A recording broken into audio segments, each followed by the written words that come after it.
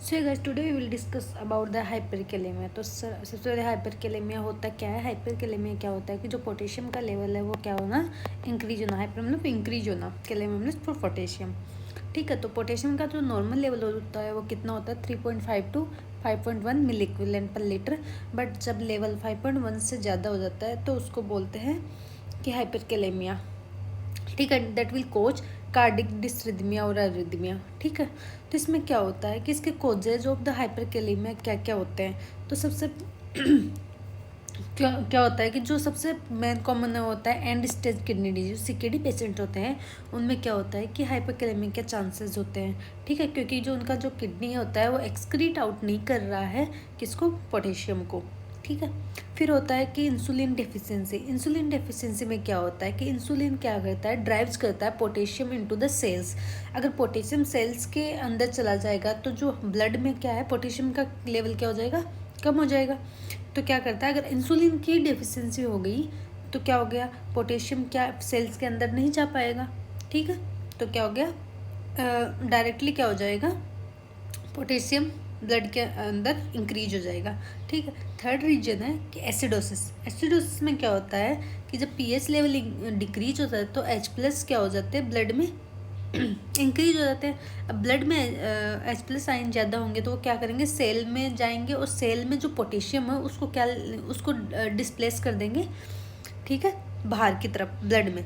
तो जब ब्लड में अल्टीमेटली पोटेशियम जाएगा तो वहाँ पे क्या हो जाएगा, एक्सचेंज ऑफ द H+ से K+ के रूप में होगा। तो जो ब्लड में अल्टीमेटली क्या हो जाएगा, जो पोटेशियम हाई हो जाएगा तो क्या हो जाएगा, हाइपरकैलेमिया। ठीक है, फिर होता है एल्डोस्टेरोन एंटागोनिस्ट, दैट इज स्पाइरोलेक्टोन। तो एल्डोस्टेरोन क्या करता है कि रीअब्जॉर्प्शन तो सोडियम करता है और एक्सक्रीट आउट करता है पोटेशियम को थ्रू द यूरिन। बट अगर एल्डोस्टेरोन का एंटागोनिस्ट होगा तो वो इसका अपोजिट करेगा, एक्सक्रीट आउट नहीं करेगा पोटेशियम को। तो क्या करेगा, अल्टीमेटली क्या होगा, पोटेशियम हाई हो जाएगा। एक होता है सूडो हाइपरकैलेमिया। ठीक है, सूडो हाइपरकैलेमिया हम देखते हैं कि जैसे हम सिरिंज में लेते हैं ब्लड या फिर जो हम टोर्निकेट टाई करते हैं तो वो ज़्यादा फास्ट में नहीं बांधना चाहिए। एक तो जहाँ से हम जिस साइड से हम ब्लड ड्रॉ कर रहे हैं, ठीक है, क्योंकि वहाँ पे क्या हो जाता है, हीमोलाइसिस हो जाता है विद इन द सिरिंज। ठीक है, या हम ब्लड ड्रॉ करते टाइम हीमोलाइसिस की वजह से क्या हो जाता है कि जब हीमोलाइसिस होता है तो हमने देखा कि सेल्स में क्या होता है, पोटेशियम होता है। जब हीमोलाइसिस होगा तो सेल्स में से सेल्स का क्या होगा, डिजेनरेशन होगा। डिजेनरेशन होगा तो पोटेशियम क्या होगा, रिलीज हो जाएगा ब्लड में, जिससे क्या होगा, हाइपरकैलेमिया होगा। और वो ओनली सैंपल्स में आएगा ब्लड के, कि हमने जिस सिरिंज से ब्लड लिया उसमें। ठीक है जी, तो these are the causes of the hyperkalaemia. तो अब क्या होता है कि जब हाइपरकैलेमिया अकर होता है या क्या बोलते हैं हम 5.5 मिली इक्विवेलेंट पर लीटर से ज़्यादा हो गया, 5.1 to 5.2 इज़ नॉर्मल। अगर 5.5 से ज़्यादा हो गया तो हाइपरकैलेमिया होगा। तो सबसे पहले क्या करना है, हमें ECG करना टू असेस अरिदमिया की। अरिदमिया तो नहीं हो रहा पेशेंट को, तो इसमें क्या करेंगे, ECG में देखेंगे हम क्या क्या चेंजेस आते हैं। ECG में आते हैं कि एक तो होती है फ्लैट पी वेव। जो पी वेव होगी वो फ्लैट हो जाएगी। Prolong PR interval. Prolong PR interval क्यों होगा, आप देखो इसमें पी वेव फ्लैट हो गई या स्मॉल होगी। प्रोलॉन्ग PR इंटरवल होगा because of the wide QRS complex. एक वाइड QRS कॉम्प्लेक्स होगा। ठीक है, फिर टॉल T वेव होगी। Tall T wave, peaked T wave और टॉल T वेव। ठीक है, these are the ECG changes. ये सबसे MCQ में पूछा ही जाता है हमेशा कि ECG चेंजेस हाइपरकैलेमिया में ECG चेंजेस क्या क्या होते हैं। This is MCQ for exam. फिर नेक्स्ट आता है ECG करेंगे, उसमें क्या करेंगे, हम एक्सक्लूड कर देंगे सूडो हाइपरकैलेमिया को। मतलब कैसे करेंगे, रीचेक करेंगे विथ वेनस सैंपल। दोबारा से सैंपल लेंगे और वापस से रीचेक करेंगे कितना आ रहा है पोटेशियम। ठीक है, अगर इसमें 3 कंडीशंस बनती है, अगर ECG नॉर्मल है और पोटेशियम लेवल नॉर्मल है तो ठीक है, may be it will cause pseudo hyperkalaemia, तो रीचेक कर लेंगे वेनस सैंपल से। अगर ECG शोविंग चेंजेज में क्या होगा कि पोटेशियम मान लो 5.5 मिली इक्विवेलेंट से पर लीटर से ज़्यादा है, तो हमने देखा कि ECG में क्या क्या चेंजेज होते हैं वो देखेंगे। ठीक है, फिर ECG में चेंजेज हो, हमने देखा ECG में भी चेंजेज है तो हम क्या करेंगे, उसका ट्रीटमेंट करेंगे। ट्रीटमेंट में हम सबसे पहले देंगे कैल्शियम ग्लूकोनेट। ठीक है, ये होता है, इसको एक याद रखने का तरीका है दिस इज ऑल्सो MCQ 10 10 10 10।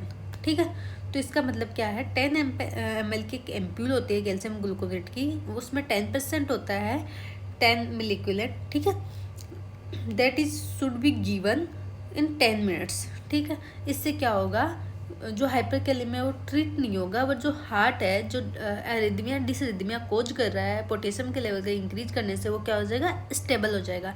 फिर क्या करेंगे, स्टेबल कर लिया, फिर टेम्पराइज करेंगे। टेम्पराइज में क्या करेंगे, जो cellular shifting of the potassium करेंगे। जो पोटेशियम हमारे क्या है, ब्लड में आ गया है, उसको सेलुलर शिफ्ट करके वापस से सेल्स में वापस भेजेंगे। तो इसमें क्या करेंगे, जो ग्लूकोज का डेक्सट्रोज, इसमें क्या करेंगे, ग्लूकोज देंगे किसके रूप में, 50% डेक्सट्रोज के रूप में, और जो इंसुलिन देंगे।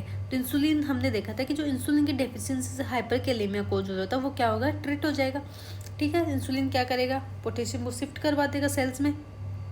ठीक है, और जो पोटेशियम को इंसुलिन सेल्स में शिफ्ट करवा रहा है, मतलब इंसुलिन क्या आ जाएगा, बाहर आ जाएगा, जिससे क्या होगा, ब्लड में इंसुलिन आएगा तो क्या हो गया, उसका क्या ग्लूकोज लेवल क्या कर देगा, डिक्रीज कर देगा। ठीक है, फिर ग्लूकोज लेवल डिक्रीज करेगा तो हाइपोग्लाइसीमिया कोज करेगा, जिसकी वजह से हम उसको क्या करेंगे, डेक्सट्रोज भी देंगे उसको ट्रीट करने के लिए।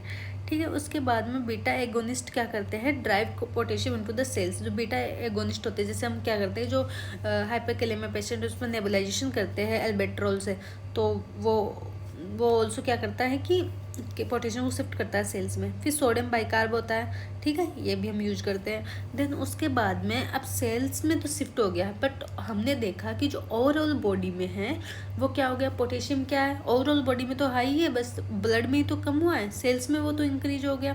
तो हमने क्या किया, ओवरऑल बॉडी में जो पोटेशियम का लेवल है उसको क्या करना है, ये बॉडी में या सेल्स में प्लाज्मा में जो पोटेशियम का लेवल है जो इंक्रीज हुआ है, उसको क्या करना है, उसको भी डिक्रीज करके एक नॉर्मल वैल्यू में लाना है। तो उसको क्या करेंगे, पोटेशियम को हम क्या करेंगे, एक्सक्रीट आउट करेंगे थ्रू द यूरिन या थ्रू द स्टूल।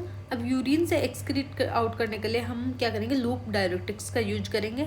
स्टूल से एक्सक्रीट आउट करने के लिए हम कैक्सिलेट जो सेसे होते हैं वो सब यूज करते हैं, ताकि वो क्या करें, बाइंड होके ये पोटेशियम से बाइंड होंगे और पोटेशियम को क्या करेंगे, एक्सक्रीट आउट करेंगे थ्रू द यूरिन और थ्रू द स्टूल। ठीक है, दीज आर द एग्जाम्पल्स। ये भी MCQ है एक।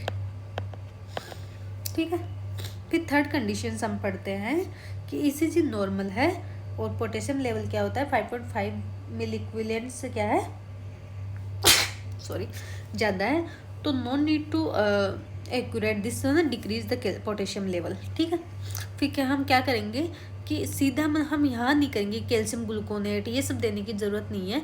हम क्या करेंगे, ECG नॉर्मल है तो पोटेशियम लेवल अगर 5.5 से ज़्यादा है तो हम सीधा क्या करेंगे, उसको जो सेलुलर लेवल इंक्रीज हुआ है उसको क्या करेंगे, लोअर लेवल करेंगे, मतलब क्या करेंगे, सीधा उसको ये यहाँ से करेंगे, एक्सक्रीट आउट करेंगे थ्रू द यूरिन और स्टूल से।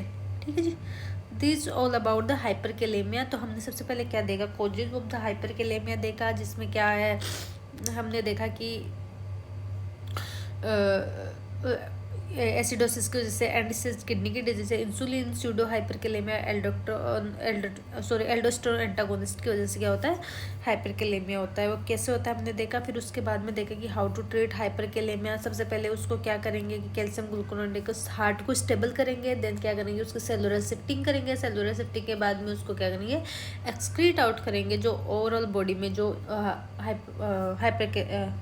ओवरऑल बॉडी में जो क्या कर रहा है, high value of the potassium है उसको एक्सक्रीट आउट करने के लिए।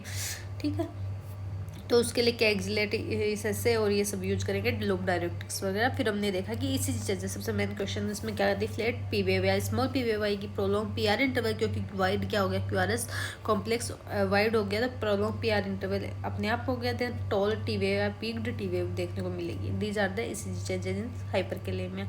तो that's all about the hyperkalaemia. Next video में मिलते हैं। अगर ये वीडियो आपको अच्छी लगी तो like, comment, share and subscribe the channel और बेल आइकन को प्रेस करना मत भूलना। ठीक है, बाय बाय, मिलते हैं।